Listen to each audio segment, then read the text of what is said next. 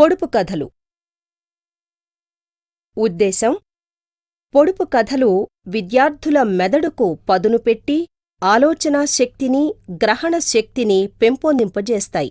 తద్వారా వారిలో సృజనాత్మకతా శక్తి కూడా వృద్ధి చెందుతుంది.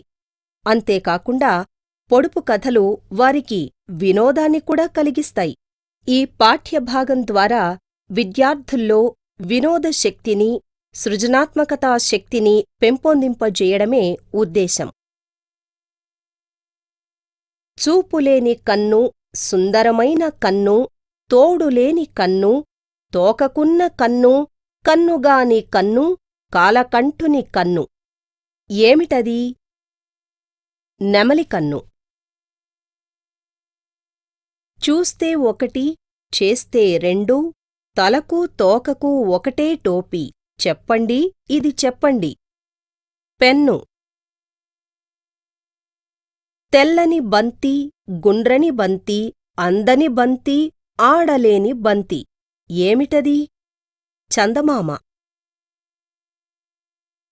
అడవిలోన పుట్టింది, మేదరింట్లో పెరిగింది, ఒంటినిండా గాయాలు, కడుపునిండా రాగాలు.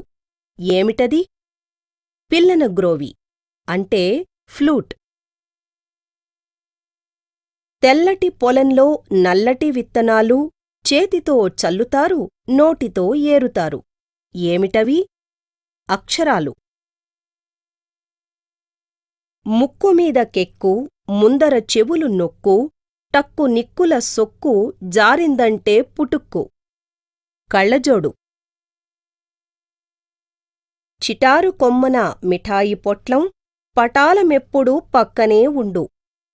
తేనెపట్టు. ఆకాశంలోకెగిరిన పక్షి కాదు, తోక ఉన్నా మేక కాదు, తాడు ఉన్నా ఎద్దు కాదు. ఏమిటది?